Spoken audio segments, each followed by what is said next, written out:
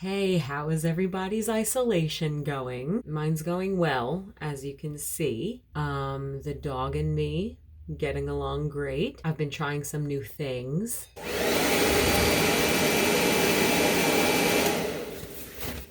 Whether you're in a mandatory isolation or a self-imposed situation, or you're just not going to work and semi-sticking to your normal routine as much as possible, we are being forced outside of our comfort zone right now. Forced by the government, by the earth itself.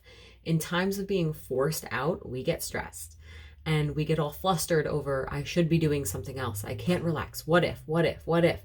And here's the thing, when we're running around constantly, which most of us often are, we don't realize that the levels of stress that we're at become our normal, and we label anything outside of that as stress, when really this is our ticket to chill.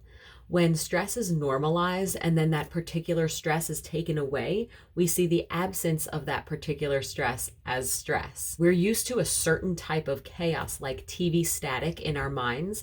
And when the static calms down, we look for more things to stress about, to fill in the void. Toilet paper. But what if we chose calm?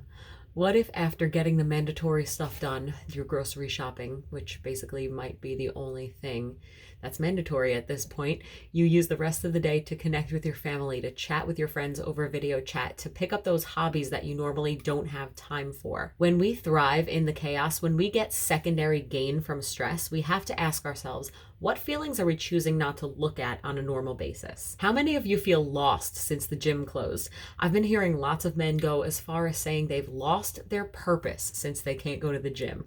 Why are we losing ourselves when outside things are getting shut down? Now, I understand that when you can't do the things that you love, when your outlet is taken away from you, you could definitely start to feel that heaviness weighing. But was it really taken away from you, or do you just have to do it differently now? But the big picture is, what are we covering up by being on the move all the time? What benefit does the stress have to you?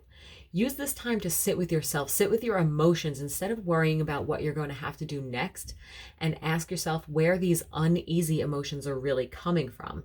We are literally being forced to work through our shit right now. And here we have a choice. We can work through it, heal ourselves, sending a ripple effect out into the world, and recognize that even when this passes, we were in a collective space of crisis. And maybe we can bring that compassion, that connection with us as we heal and when we continue to return back into a more normalized state. Or we can choose to let the chaos and to let the every man for himself mindset win. But remember, the world will continue to give you lessons until you have learned them.